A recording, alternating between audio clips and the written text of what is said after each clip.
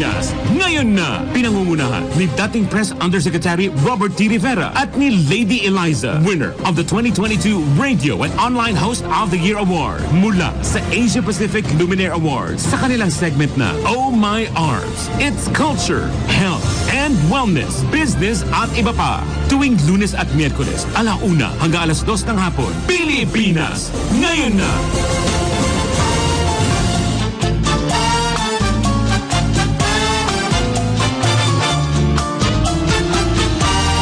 Alright, good morning, good afternoon, and good evening, wherever you are worldwide. At sa loob po ng ating bansa, magandang tanghali or magandang hapon po sa inyong lahat, mula Apari hanggang Hulo.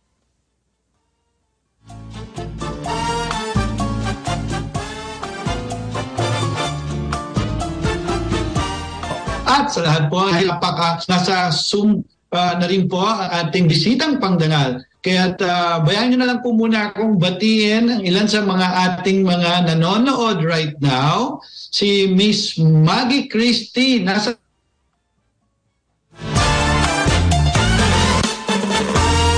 po siya ng iba po tayo, 27, 72, at depende po yan sa inyong Digibox. Si Miss Maggie Christie po ang former head ng Tourism Department ng San Mateo, East of Batasan, and one of the most efficient officer ni Mayor Tina Diaz and Vice Mayor Paeng Diaz. Also watching us from all the way from Qatar. Ang aming pong graphic artist, si Neil Mariano, at ang kanyang may bahay, Asherina B. Mariano, nurse sa isa pong hospital sa Qatar. Hello sa inyong dalawa dyan sa Qatar. Nanonood din po mula sa Boracay Beach, si Ingelberto Mora, one of the very good tourist aid or tourist guide sa Boracay. Kaibigan to ni Loli Acosta. And of course, ang aming pong managing editor ng Pilipinas Ngayon na International Business and Lifestyle Magazine. We wish her well kasi medyo na-aksidente siya. Si Evelyn Marking Javier. Soon, Evelyn. And so, without much further ado, ladies and gentlemen, may I turn you over now sa nag-iisang Miss Universe ng buhay ko. Ang ganda-ganda naman. Siya po ang mag-introduce ng ating guest of honor. Okay. Lady Eliza, take it away. Okay, thank you so much, aking Yusek Robert. Mga ka-IC, mga ka-PNN, masaganang biyaya po at umuulang pagpapalang buhay at araw ang aking dalangin at pagbati para sa inyong lahat mula Luzon, Visayas at Mindanao. Ano man po ang inyong pinagdadaanan, saan man po kayo naroroon, mula Apari hanggang Holo. Maya pagat panapon sa Kapampangan, na yung Bangang Malam sa Ilocano, Masanto siyang Mariam sa Pangasinan, Marhay na Uto sa Bicolano, Mayong hapon sa Kabisayaan, Chamagkuyab in the Batanes Islands, Mayad nga hapon sa mga taga-Aklan, Buenas tardes sa mga Chabacano at sa ating mga kababayang Muslim worldwide. Peace be upon you. Salam alaikum. And because Pilipinas ngayon na can be seen and heard worldwide, please allow us to greet you hello at random languages. Hola, aloha abakeya, marhaba, guten tag, bonjour, здравствуйте, ciao, ni hao, konnichiwa, annyeonghaseyo, sawadi, namaste, xin chào, hello, Prin Hounda. Yusek Robert, we're so honored and we're so privileged to have with us today our very, very special guest. Love na love natin to. Yes, love na love natin po siya. He is the ministry head of the Jubilant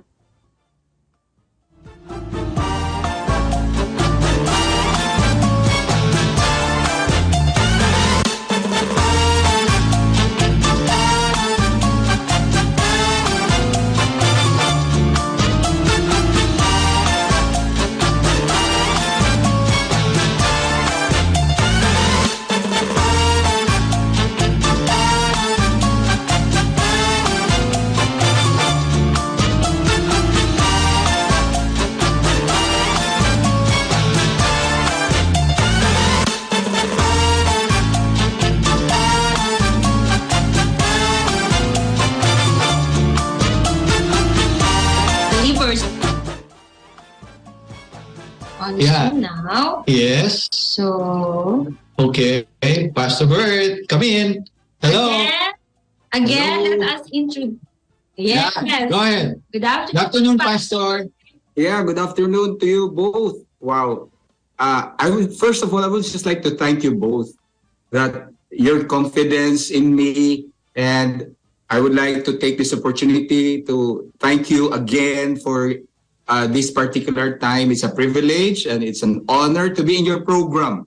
No? Talagang we believe God has a purpose for this program, and thank you so much for inviting me in. No? Amen. Yes, amen. Kamusta po ang New Year nyo, Pastor Bert? Tahimik, blessed, and challenging, and miraculous. Ayun. All right. Blessed, Blessed. challenging, and Great. Okay. Anyway, para po sa mga nanonood, nakikinig sa atin, bigyan ko lang po na kaunting background because si Pastor Bert po na nagsimula ang Pilipinas ngayon na sa Yeah. PTV Channel 4. Yeah. Siya po ang kauna-unahang pastor guest namin sa opening or launching ng program at doon binless niya po ang programa namin kaya naman ng mga taong nagkasunod-sunod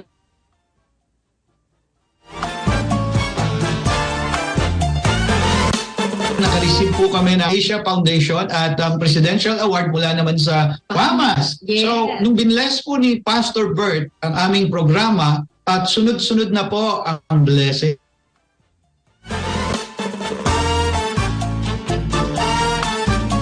Kaya talaga love na love niya ang mga children at kids Jubilant. ng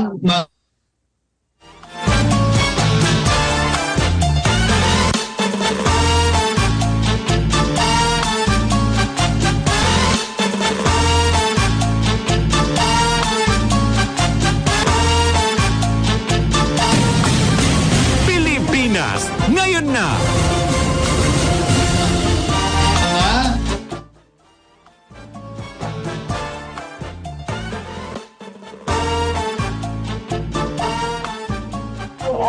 audio na.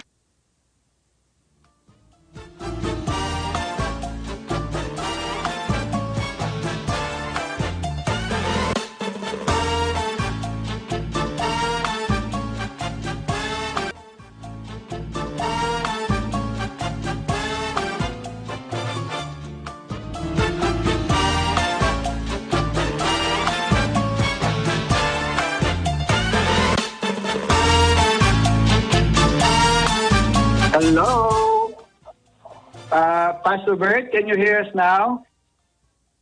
Yes, I can hear you now. Kanina po, naka-unmute yata kayo or yeah. Pasensya na po, nagkakaroon daw po ng interconnectivity glitch. Yeah, we just rebuke this disturbances right now. Yes. All right. Kanina po itinatanong namin, kamusta na po ang Jubilant Ministry? Well, actually po, hati po kasi mayroong nasa online pa rin at mayroon pa rin sa ngayon na bumabalik na tayo sa church, may nag-go-on-site pa rin. Mukha pong baliktad, Yusek and Sister Liza, ang takbo ng panahon. Kasi dati tayo pag lumalabas, strict ang ating parents. Ngayon, baliktad na. Strict ang kanilang children. Talagang ayaw sila palabasin. Ayaw sila palabasin ng kanilang mga anak. At siyempre, iniingatan nila yung mga magulang nila dahil nga dito sa COVID na ito. Yes po, tama po.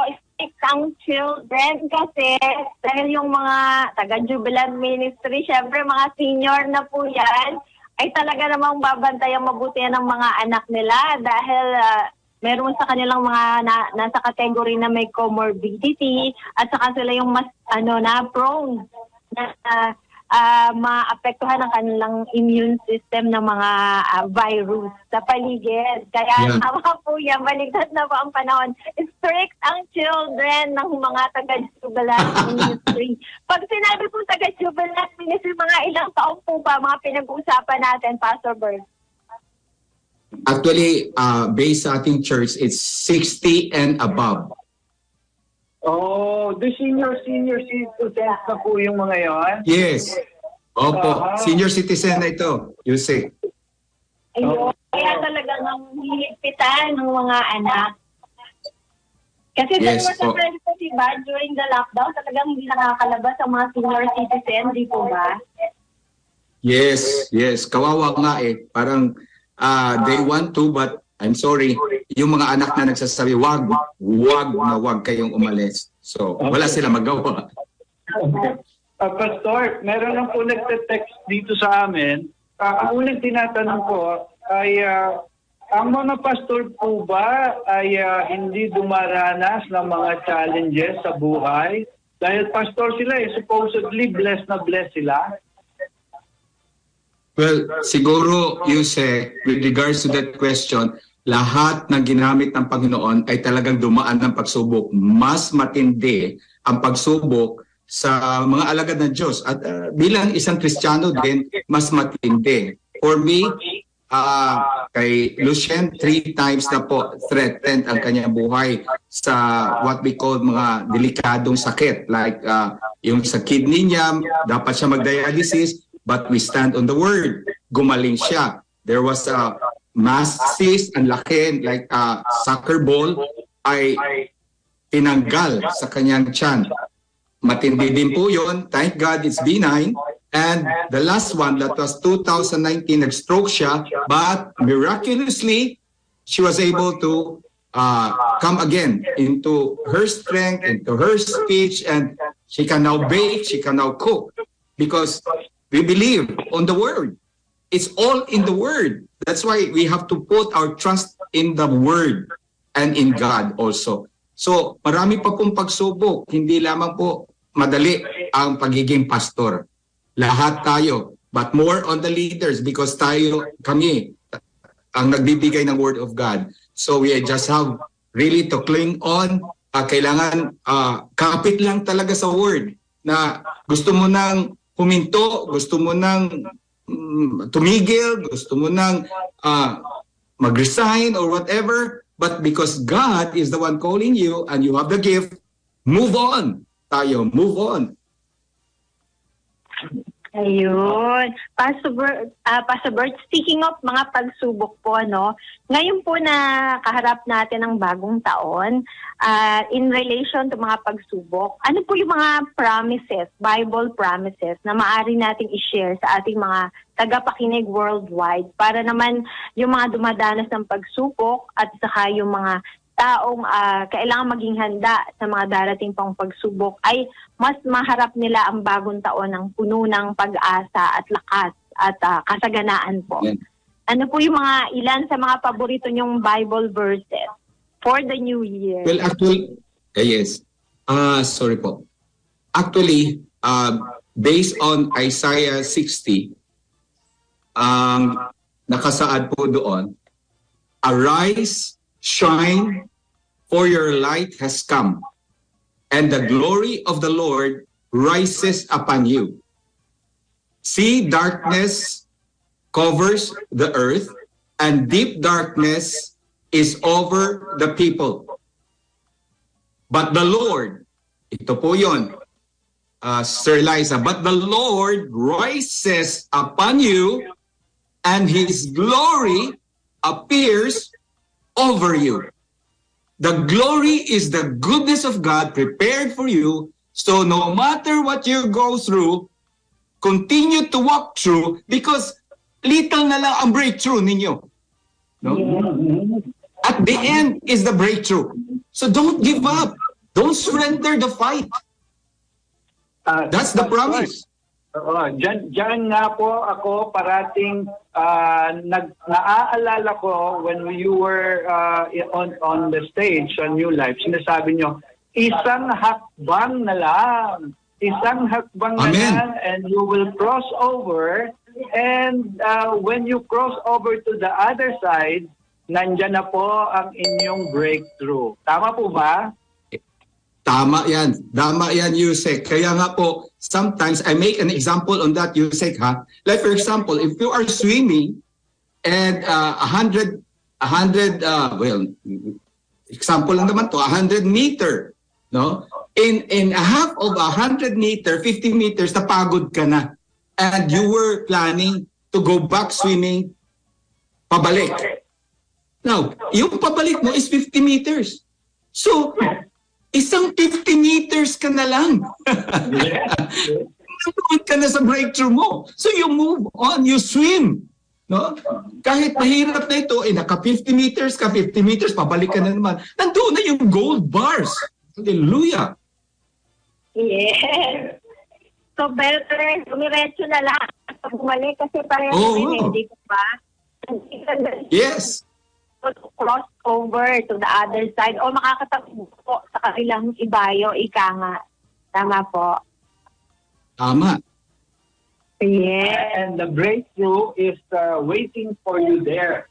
Kaya parati ko po yung naaalala. Kaya pag meron kaming pagsubok na dinadaanan nila isa, pag pinasabi ko lang po sa kanya, remember what Pastor Bert said, isang hakbang na lang and we will be there.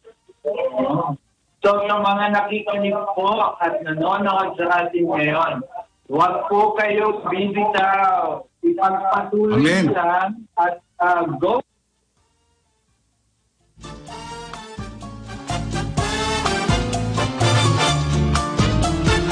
All your troubles, all your problems, you will see at the end of the line the breakthrough that is waiting for you. Tama po, Pastor?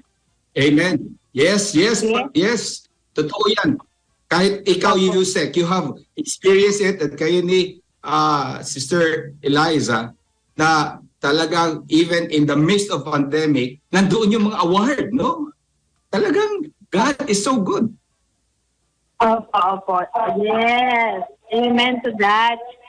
Opo. Pastor Bert, based on your experience po, di ba, katatapos lang natin sa ilang taon na pandemic po, marami pa rin po ba sa inyong kapaka-counsel or humihingi ng payo na nakakaranas pa rin ng sadness, depression, suicidal thoughts?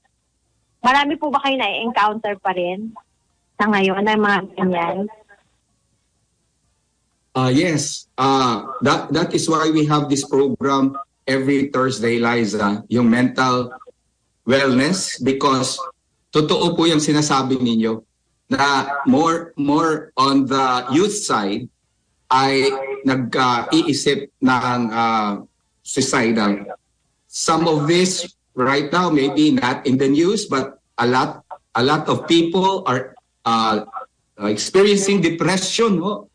Not only the parents, but more on the children talaga, especially the youth. That's why we have to make sure na we'll have to observe them. Where are they? Kasi frustration come in, oppression come in, depression come in, and without us knowing na matindi pala na ang dinadala nila, then yun ang sad part. At they end up having their life off. Sayang po, sayang. Totoo yan. Base rin po sa mga experience nyo dyan, Pastor Bert, ano po yung karamihang nagiging cause ng sadness and depression ng mga kabataan? Considering na talaga naman sa panahon ngayon, may information overload sila, tapos parang wala na, never a dull moment no? Dahil lagi silang may magagawa. Tingin niyo po ba may kinalaman dyan yung information overload na palagi silang nasa harap ng mga gadget or ng technology? Number one is acceptance, no, sa kanila. Because as far as bawat identity ng tao, they want to be accepted within the group or within the society or wherever they are. Pero ang nangyayari sometimes, because of a limited meeting, hindi sila makakagalaw. At sometimes, their activities are hampered. Hindi sila makapagtuloy-tuloy sa kanilang goal, planning. Whereas before, basta aalis sila, fine. But for now, na-hold sila. They have goal. They have objective. They have purpose. But the only thing is that, paano ako mag-operate since I am limited to where am I right now? And the fact that we as parents also meron tayong warning. Because for us, like me, my brother died of COVID. So he passed away. So, yeah. So for us, in caring our kids, kaya natin sila nililimita, not because ayaw natin, but because of the environment, because of the situation. Kasi once already na ang sickness na yan ay nasa iyo na, you're infected, marami ngayon ang controversial sa hospital, sa gamot, sa doctors. So doctors are half-half, wanting vaccination and not wanting vaccination. And you have to decide where you are at, where you have to stand on what you believe in. Okay. Nyo sa Jubilant Ministry.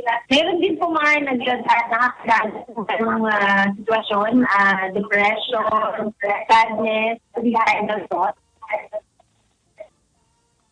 Yes, Eliza, there is. Especially na hindi nga sila nakakalabas eh. Isa rin yon na dati may mobilization sila. Meron silang mga other meetings. But sa ngayon, because sila ngayon ang talagang protected sa family, and then the fact that the children are very strict, yun talaga nila. Our children, pastor, are strict. That's why we cannot go to church or join the gathering or the meeting. Kasi po, sila ang target eh. Pag natamaan na sila, mahirap because ang tama nito is the lungs. And sa mga matatanda, humihina ang lungs and usually nagkakaroon ng infection ang lungs, kaya nagkakaroon ng pneumonia, which sometimes lead to passing away kasi hindi na maagapan.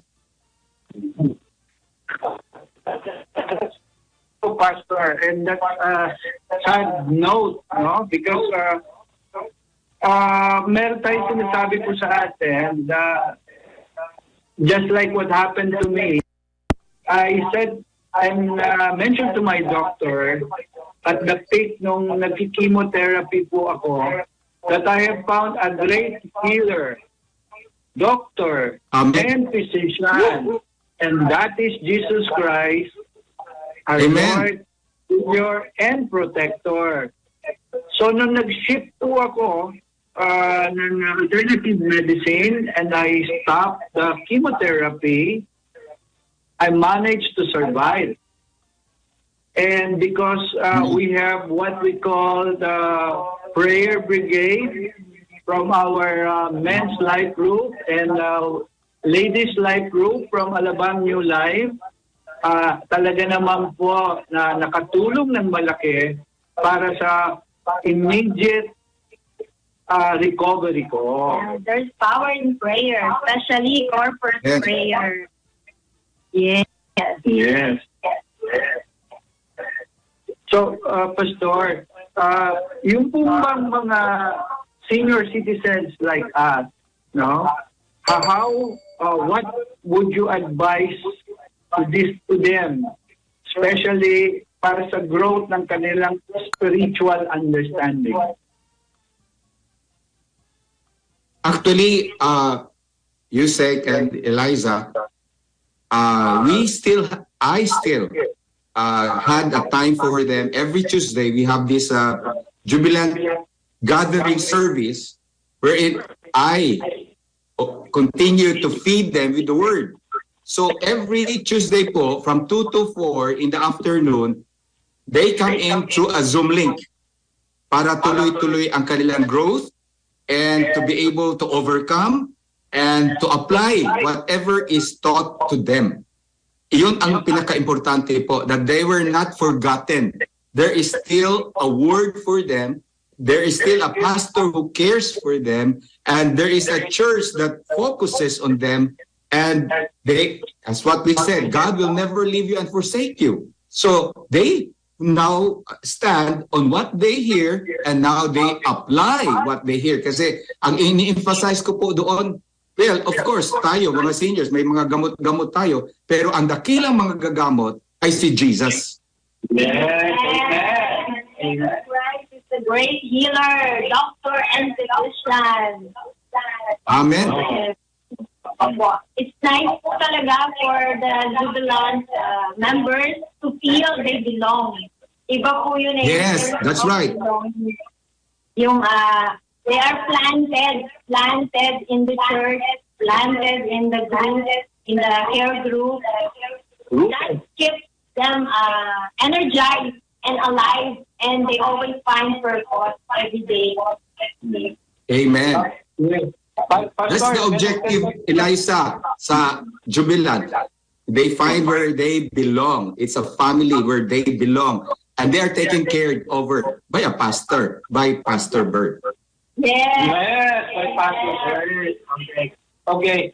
May nag-text lang po dito at tinatanong, nung early days or early beginnings daw po ng Alabang New Life, is it true na nag-start kayo na somewhere in a restaurant, and then kayo mismo nandun sa magtuturo sa mga bata near the parking lot? Is that correct? Pero bago niyo po sasagutin yan, Pastor, magkakaroon lang po tayo ng counting break, no? Nag-warm up pa lang po tayo sa ating pong panayam kay Pastor Bert Victoria. Kaya wag po kayong aalis. Pagbabalik po ang Pilipinas ngayon na pagkaraan lamang po ng ilang mahalagang paalala. Pilipinas ngayon na!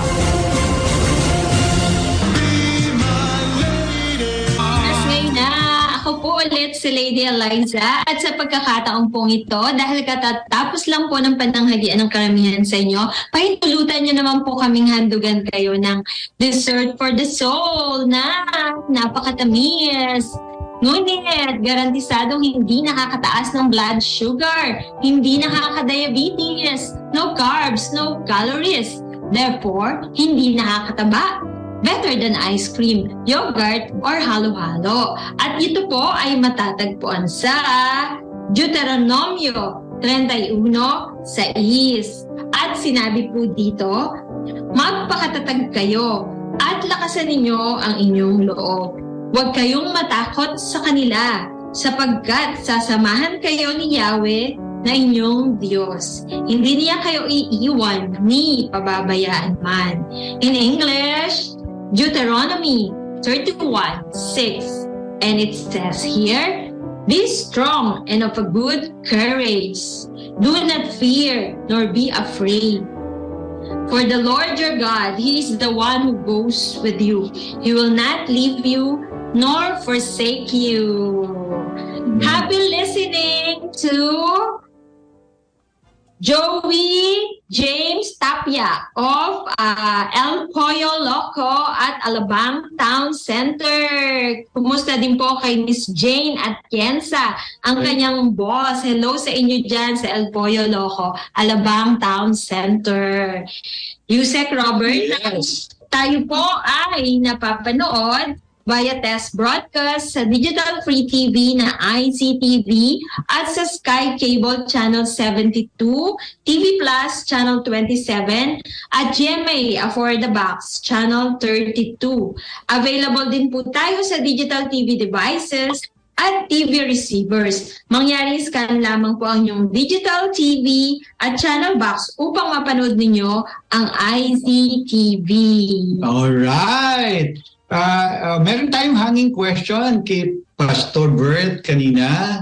Natatanda mo ba nang sinabi ng isang texter kung yung tungkol sa... Yung Early beginning daw po ninyo, Pastor Bert. Balita po namin ay nagtuturo kayo ng mga bata at dun lang sa parking lot nung isang restaurant kung saan nagsimula ang New Life Church. Pwede niyo po ba kaming kwentuhan kung ano yung pinagdaanan nyo just to follow Jesus? Kasi alam din namin na give up nyo ang inyong corporate career para sa Panginoon. Go ahead po, Pastor. Firstly, nagsimula ang New Life sa Whistle Stop. That's the restaurant na inimpesahan where konti pa lang naman, konti. So from there, we move from that Whistle Stop. As far as my commitment is concerned, being in charge of the children, in front of that is the parking area where the cars are being parked. So ngayon po, beside that is parang shift lang, like a shift na 10. Yung Like a 10 or shade. Oh, shade. Yes. Nandoon po yung mga bata na napakainit at talagang buhos ng kanilang mga pawis because wala namang walang aircon doon. So we're teaching, we're giving them songs, lahat po sa Sunday school. And sometimes kung hindi man doon sa makeshift na area na yon, we go outside. Pero kaya lang sa outside, bago ito sisimulan, maglilinis po muna ako kasi maraming mga dumi ng pusa at tapos mga bata taga-Ayala ito So stinky in here, stinky. Sige po. So every time before we started the Sunday school, maglilinis and then we'll put the chairs and doon naman kasi parami na meron doon sa loob, meron sa labas, but to the point then na pagtapos nandoon ako sa harapan ng mga parking spaces kasi itong mga batang ito nagtatakbuhan na and I don't want na nasa ilalim sila ng mga cars. Iyon ang inaano ni Pastor po, baka madaganan. So I'll make way na bantayan din sila, nasaan na sila na pagdating ng kanilang mga magulang, pag sila'y sinundo, perfect ang kanilang mga anak. Walang pong kulang. Kaya matindi. From there, from the Whistle Stop, then Tito Joby, the owner, I think, of that building, nagpatayo din siya ng another building which is sa harap lang din. And then we started to move on. The first and the second floors was rented. And then after that, then God moved us to Alabang Hills. Yeah. Bought the land at binenta po ito sa New Life and yun po yung totoo po yung sinabi ni Pastor Paul na true sweat and blood kasi po nabunggo po ang ulo niya sa kaiikot sa baba at naduguan siya noon so talagang it's a love talagang ang kanyang purpose and objective na set up itong church na ito. And true enough, God continually provide, no? Continually provide na kahit 200 people during that time we were able to makuha yung funds to start the building. Yes. And then finally, little by little, we have the first and the second floor muna. And then from that time, we move in and use the sanctuary, the area. And then, true enough, na sa children's ministry, si Pastor Paul kasi ang heart din niya sa mga children. Yes. Sabi niya, during doon pa sa Tito Joby Center, kasi lusot-lusutan lang ang hangin sa baba. Yeah. At saka sa taas. Sabi niya, we will do first the children's area.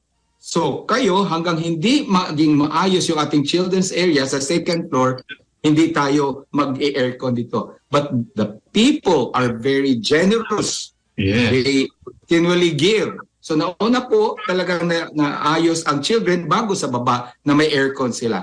Wow. And then, by the time na God is faithful, we and my wife, Lucia, never knew na ganito pala kalaki na ang prepare ni Lord sa Alabang Hills. So during that time talagang naka-place na lahat, first and second floor. But I think itong floor na ito hanggang 4th floor ba o hanggang 7th, something like that ang foundation. But now we have 4 floors. Yes. 4 floors. And a roof deck. And a roof deck. And a roof deck. And a roof deck at that. A roof deck. So see what the Lord has done. Yes. Why? Because of the people. Kaya nga po as partly I am not there in New Life as a pastor to start with. I'm the accountant. Yeah. And I can see how God blesses the finances of the church. Na always, totoo po yung sabi ni Pastor Paul, na wala pong pera dito ang Amerika. Na tayo natin ang New Life dahil sa inyo. Because of your giving. Whether you're in the middle income, whether you are rich, whether you are in the below income earning, but because of your giving and generosity, nakita na ninyo how the Lord worked with us. Kaya po, lahat yan ay pera ng Pilipino. Yes po. So mula po sa pagiging children's ministry teacher, Yes po. tapos at the same time accountant sa Accountant muna. Accountant muna. Accountant muna. Opo. Opo. Tagapagbilang ng pera. Yes. Oo, yun. Magaling. Tagapagbilang at tagapagsubi ng Yes. pera. Oo. Kaya naman, Hallelujah. masinop, ayan na ngayon, lumago na. Yung pong anak nyo, si Brother B-Boy, nagturo rin po siya sa children's ministry, sa Kingdom Yes. Kids. Yes. I Yes. think for 2 years. 2 years. Yes, Because kasi nare-remember ko po. dinadala namin si nagpupunta RC. doon ang ating anak. Yes, si RC. At siya ay nagtuturo. Yeah. Yes. We also finished 2 years of Bible school sa atin din. Oh, yes. Sa- Opo, may mga mensahe po sa inyo dito ang ating mga tagapanood. Sila Amalia Masangkay Oliveros, si Michelle Enriquez, Pastor Bert, you are a blessing to the body of Christ. Glory to God. Yes. At amen. Yes, I remember this story. Sabi ng isa rin yata sa member ng New Life, si Amalia Masangkay Oliveros. Sabi naman ni Sis Melanie Ang, thank you for the dessert for the soul, and of course kay Pastor Bert Victoria. Sabi din ni Levi Villamor Ismael, siya ay nakikinig. Ang Panginoong Diyos ang ating dakilang manggagamot. Kailangan natin ng prayers and word of God upang magkaroon ng peace of mind. Yes, marami pa. At of course si James Tapia dyan sa Alabang Town Center, El Pollo Loco. Okay. Yes. Si Miss Rosemary Malabon, good afternoon po and have a blessed 2023. Special guest, especially to special guest Pastor Bert and all the viewers around the world. Wow, okay. Pastor, ito pa, may nag-text din. Kasi usually sa atin, hindi natin sineselebrate yung Feast of Three Kings. Ang gusto lang nila malaman daw po, meron bang symbolism or kahulugan itong giving of gifts na ginawa ng 3 hari at tinunto nila yung pagsilang ng Panginoong Jesus sa samsaban? May meaning po ba yan or symbolism? Because it's an act of giving, hindi po ba? Yes. Go ahead po. Yes, Yusek. Now, with regards to sa atin, sanay tayo mag-celebrate ng 3 kings, 3 wise men, the 3 Magi's. Ang importante po na nakatuon doon is that these 3 kings were also searching for Jesus. So they passed by Herod, where si Herod, ang isa lang niyang talagang objektibo is to find Jesus and kill him. Yun. But true enough, itong mga wise men na ito ay hindi sa kanila, nagsabi niya, kami din naghahanap kasi dito sa Jerusalem ipinanganak ang hari. Hari, siya ang hari. Talagang sa isip niya, hari pa pala. Okay, so ngayon, tayo lang pag nakita na ninyong hari, bumalik kayo sa akin. No? Baka binigyan niya ng bribery yun. Bumalik kayo sa akin at sabihin niyo sa akin kung saan yung hari na yan. Yes. But because the heart of these kings are part of the plan of God. Now, why? What is the purpose of this king? Now, Jesus was offered with frankincense, gold, and myrrh.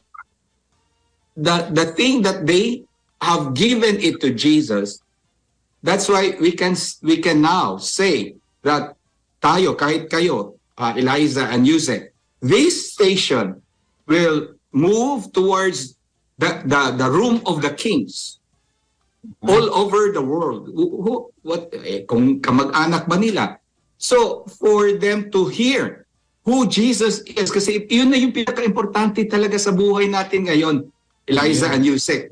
So, kung ito ay na-open nila itong ating binabahagi ngayon, we cannot tell what is in store for their lives and for whatever mga miraculous things and transformation sa buhay nila, because even these kings are offering their gifts.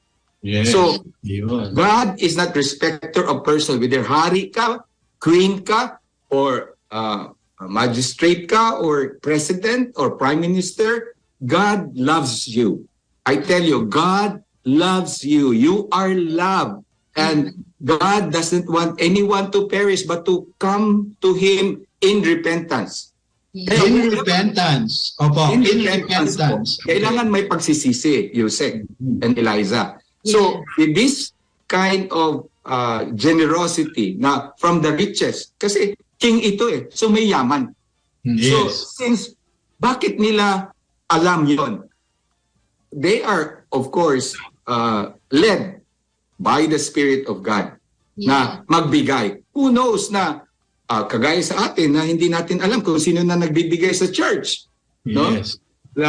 So, God has spoken to some of the hearts na our church is a real church, is a full gospel church, and Jesus is real, and heaven is real, and whatever you release, whatever you give, it will bring back to you.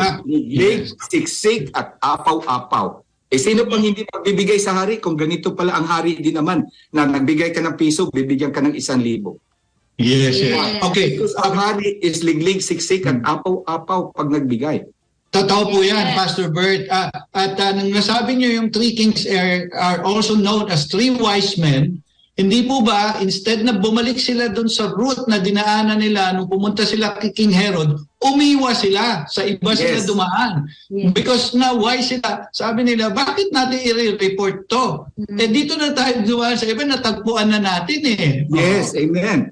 Kasi po, kung babalik sila, it is a risk of their lives. Yes. Kasi talagang ipipersa sila ni King Herod saan. Now ngayon, kung hindi sila magsalita, Yusek and Eliza, it cost their lives. Yes. Nanonood din po sa atin ngayon, Pastor, si Brother J. Ilaga, ang taga Alabang New Life Christian Church. Yes. Thank you daw po, Pastor Bert. Yes, you are loved. Sabi ni Miss Melanie Ang. Yes. Again, tayo po ay napapanood via test broadcast sa Digital Free TV na ICTV at sa Sky Cable Channel 72, TV Plus Channel 27 at GMA for the Box Channel 32.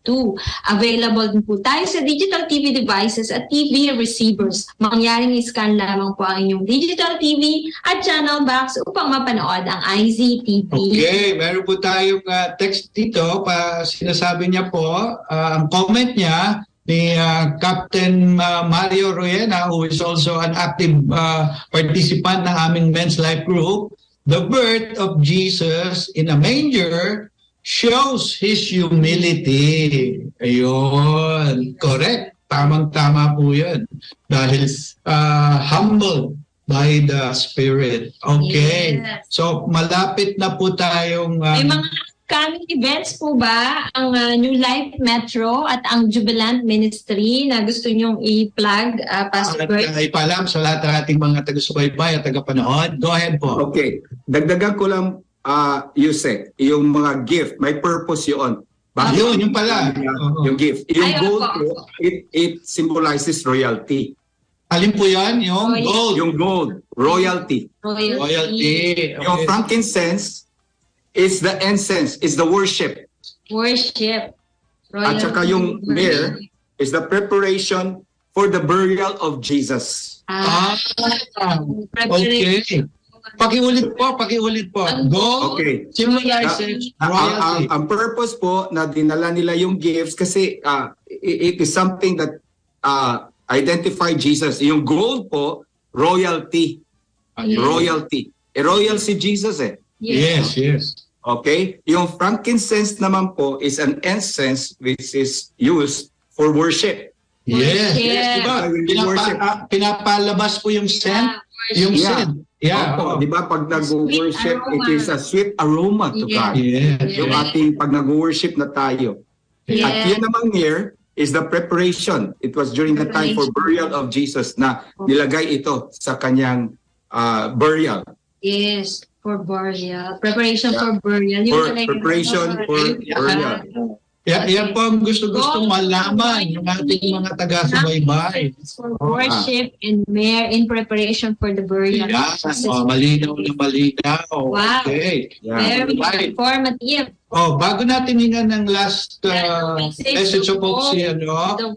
bago tayo maubusan, Yes, pasalamatan po muna natin ang ating tuwang sa podcast na naka-duty sila Engineer June Aguba, ang ating mga writers, of course, ang ating news director, Miss Judith, Miss Juday Estrada Larino, Miss Rashid Locsin, Ariam Sancho, Abby Malinday. Sa SOCMED naman po, si Miss Kim Gomez, aming mga CA, si Miss Cias Pantalion, Mace Alinio Dayon-Dayon, at Micah Cervantes.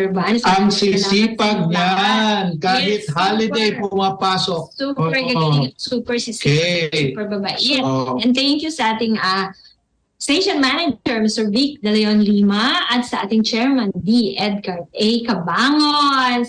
Pastor Bert, pwede niyo po bang handugan ng pabaon or parting shot ang ating mga tagapakinig at tagapanood worldwide? Yes. Sure. Okay po. As far as si Yusek, when he was inviting me to come in, and he gave me this topic, no? Yung hope. Hope. Yes. Hope. So when we say hope, it is the anchor of our soul. When we say of the anchor of our soul, kung ang ship may angkla, binababa yun during the time of trouble. Now, it is digging the surface, the land surface, yung pinakailalim para hindi magalaw. Yes. Ito ay correlated sa ating faith na pag nandoon na tayo sa pagsubok, ang ating pong pag-asa ay nakaangkla sa salita ng ating Mesaya. So ang ibig lang sabihin doon, kung ang titingnan natin ang meaning of hope, hope is always a confident expectation of good. Ito po lagi sinasambit ng ating Pastor Josel. Doon sa Colossians 1:27, to them God willed to make known what are the riches of the glory of this mystery among Gentiles, which is Christ in you, the hope of glory. Actually, hindi na nakafocus first of all, the Jews are the children of God. But because the Jews some of them are not believing, so the Gentiles were given the opportunity to be also a part of the family of God. So, first of all, we have the hope of our salvation. Importante po yun. Jesus came to give us life and abundant life. And salvation is a free gift. He forgives us and cleanses us from all our unrighteousness. And to deal with sin, the Lord is patient to all of us, that He wants all men to be saved and come to repentance. Tila magsisi. Pangalawa, hope of our provision. It is already given. The provision are given from the time you were born to the time we die. It's given. God is the only source for everything. Everything. He not only gave us a new life, no longer a slave to sin, but to provide all our needs. What are those needs? Physical. Kaya si Yusek, naka-experience na sa physical. It's a miraculous thing. Nag-overcome. My wife, naka-experience na ng physical, miraculous thing. Material things. Kaya wala na po tayong problema sa material thing because the word of God says in Matthew 6:33, seek ye the kingdom of God and all his righteousness, and all these things shall be added unto you. And Yes. also in every spiritual blessing, spiritual blessing, we have it in Christ, as stated in Ephesians 1:3. And the last one, hindi lang po tayo mabuhay para mabuhay.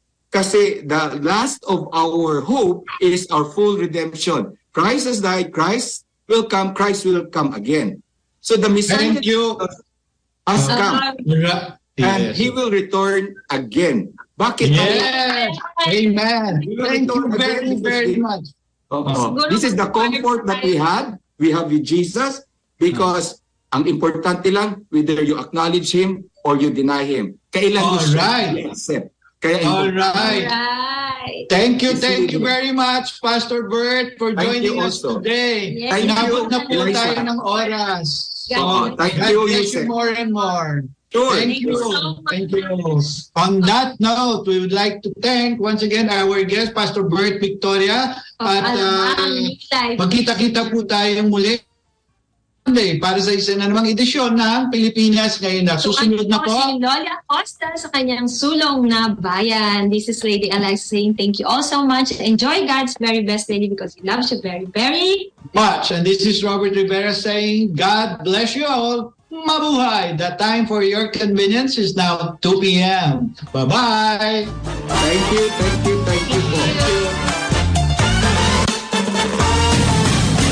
Pilipinas, ngayon na!